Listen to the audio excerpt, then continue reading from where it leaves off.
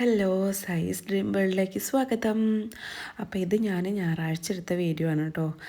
ഞായറാഴ്ച ഞാൻ വീട്ടിലായിരുന്നു. അതിൻ്റെ വീഡിയോ ഒക്കെ ഞാൻ കാണിച്ചല്ലോ, വെള്ളിയാഴ്ച പോണതൊക്കെ.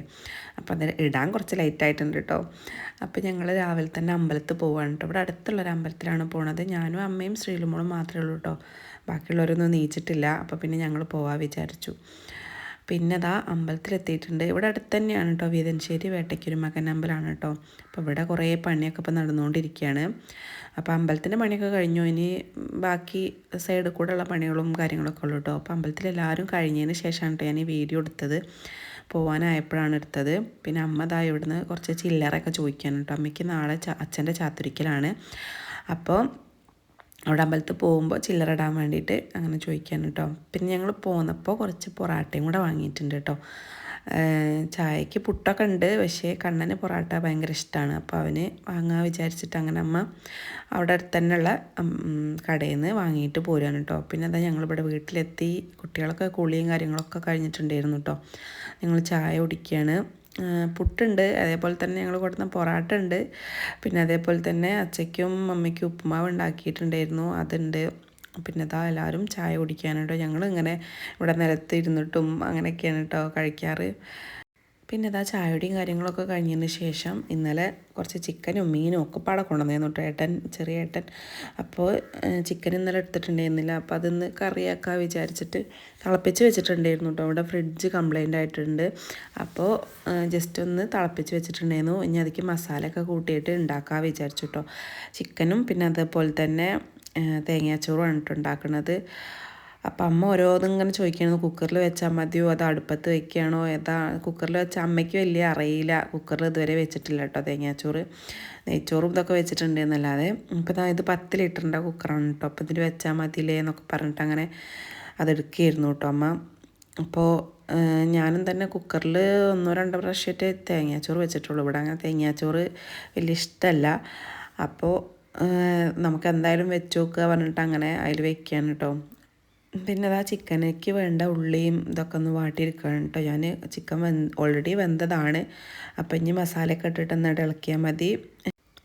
പിന്നെ അതാ കുക്കറിൽ എടുത്തിട്ടുണ്ട്. അപ്പോൾ അതിലേക്ക് അരി ഇട്ടതിന് ശേഷമാണ് കേട്ടോ ഞാൻ വീഡിയോ എടുക്കാൻ തുടങ്ങിയത്. അപ്പോൾ അരി ഉലുവയൊക്കെ ഇട്ടിട്ടുണ്ട്. പിന്നെ അതേപോലെ തന്നെ അതാ കുറച്ച് നാളികേരം ഇട്ട് കൊടുക്കുന്നുണ്ട്. പിന്നെ അതേപോലെ തന്നെ കുറച്ച് ചെറിയ ഉള്ളി ഇട്ട് കൊടുക്കുന്നുണ്ട് കേട്ടോ. ചെറിയ ഉള്ളിയൊക്കെ നല്ലോണം ഇട്ട് കഴിക്കണം എന്നാണ് പറയുക.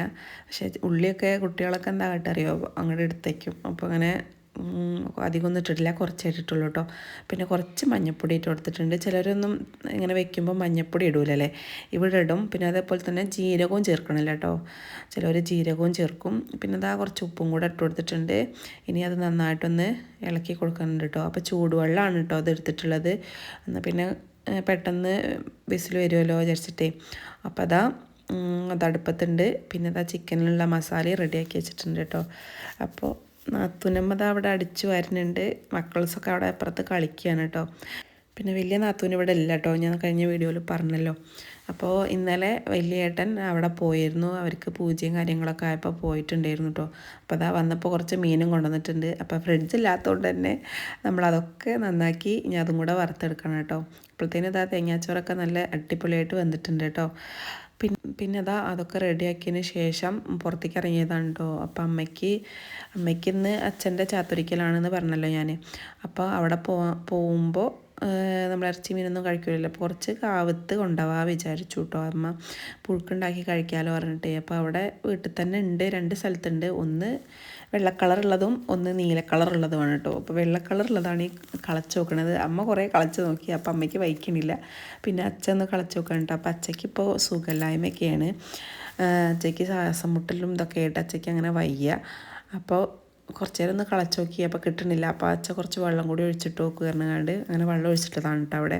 മക്കൾസ് ഇതാപ്പോഴത്തേന് 2 പായൊക്കെ എടുത്ത് ഇവിടെ കളിക്കുകയാണ് കേട്ടോ. അതൊരു നൊസ്റ്റാൾജിയാണല്ലോ, എല്ലാവരും ചോറും കൂട്ടാനൊക്കെ വെച്ച് കളിക്കുന്നത്. ഞാനും വെച്ച് കളിച്ചിട്ടുണ്ടായിരുന്നു. പിന്നെ അതേമാതിരി തന്നെ ഇതാ എൻ്റെ മക്കളും വെച്ച് കളിക്കണം. അപ്പോൾ എന്തായാലും അത് കണ്ടപ്പോൾ ഒരു കൗതുകം തോന്നി. ഒരു പിന്നെ പുറത്തിങ്ങനെ കളിക്കുമ്പോഴേ രസമല്ലേ. പിന്നെ ഇതാണ് നീല കേട്ടോ. നീല 2 തരത്തിലുള്ളുണ്ട്, നീലയും വെള്ളയും. അപ്പോൾ നീല കിട്ടിയിട്ടുണ്ട് കേട്ടോ.